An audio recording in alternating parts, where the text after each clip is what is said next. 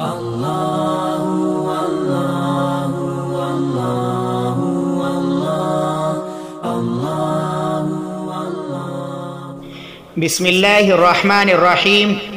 प्यारे दोस्तों, अजीज़ साथियों, हम सब जानते हैं कि इस वक्त पूरी दुनिया और ख़ास तौर पर हमारा मुल्क जिस वबाई बीमारी का शिकार है वो किसी पर पोशीदा नहीं है, जिसके लिए हुकूमत ने लॉकडाउन की शक्ल में इक़दामात उठा रखे हैं और उससे निमटने के लिए हर तरह की कोशिशें की जा रही हैं।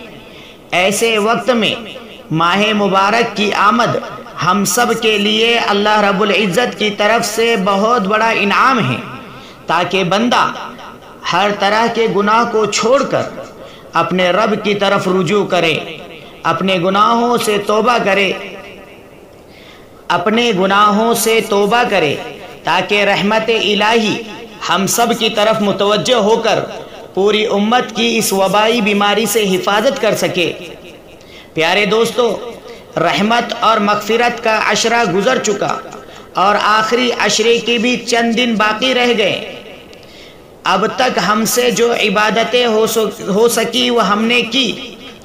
अल्लाह रब्बुल इज़्ज़त इसे कबूल फरमाए।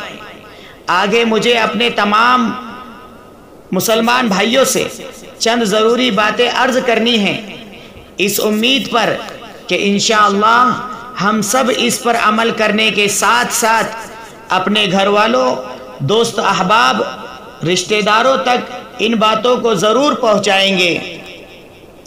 सबसे पहली बात ये कि जो चंद दिन रमज़ान के आखिर अशरे के बाकी रह गए, इनमें हम सब सारे गैर ज़रूरी कामों, मसलन टाइम पास करने के लिए लूडो खेलना, कैरम बोर्ड वगैरह खेलना, फिल्में ड्रामे देखना, गेम्स और न जाने किन किन खुराफात के अंदर लगे रहना, इन तमाम को छोड़कर अपने रब की तरफ उसको मनाने के लिए इबादत, तिलावत, दुआ, अज़कार वगैरह में इंशाअल्लाह अपना सारा वक्त लगाएंगे। क्योंकि मेरे प्यारे भाइयों, न जाने आइंदा क्या हालात बने, हम रहे या न रहें, इसलिए जितना इंसान कर सकता है कर गुजरना चाहिए और अब तक की जो गफलत की चादर हमने ओढ़ रखी है उसे उतार फेंकना चाहिए। पूरे मुल्क के हालात हम सब के सामने मौजूद हैं। दूसरी बात ये अर्ज करनी है कि ईद की नमाज पढ़ना है या नहीं। देखिए भाइयों, ईद की नमाज के सिलसिले में चंद मसाइल हैं जिनको मैं आपके सामने बयान करने की कोशिश करता हूँ। सबसे पहला मसला, ईद की नमाज हर उस आदमी पर वाजिब है जिस पर जुमा वाजिब होता है, लिहाजा औरतों और बच्चों पर ईद की नमाज नहीं है। चुनांचे जिस तरह हम अब तक घरों में जुमा की नमाज चंद लोग मिलकर पढ़ रहे थे, इसी तरह ईद की नमाज भी चंद लोग मिलकर पढ़ना है। ईद की नमाज के लिए भी वही शर्तें हैं जो जुमा के लिए शर्तें थी। सिर्फ फ़र्क इतना है कि जुमा के लिए खुतबा शर्त है, ईद के लिए सुन्नत है। जुमा का खुतबा पहले होता है और ईद का खुतबा बाद में होता है। यहीं से एक दूसरा मसला और निकल गया कि अगर ईद की नमाज पढ़ाने वाला है लेकिन वो खुतबा नहीं पढ़ सकता तो क्या करें। तो इसका जवाब ये है कि कोशिश ये करे कि ऐसा आदमी ईद की नमाज पढ़ाए जो खुतबा देखकर ही क्यों ना हो वो पढ़ा सके। फिर भी अगर कोई ऐसा आदमी ना मिले तो बगैर खुतबे के भी ईद की नमाज हो जाएगी। तीसरा मसला, चंद लोगों को जब नमाज पढ़ना है एक जगह तो उसमें यह अंदेशा है कि किसी की ईद की नमाज छूट जाएगी, तो ऐसा आदमी क्या करेगा। तो उसके लिए फुक़हा ने ये बात कही है कि वो शख्स जिसकी ईद की नमाज छूट गई वो चाश्त के वक्त में 4 रकात चाश्त की पढ़ ले, ये उसके लिए मुस्तहब है।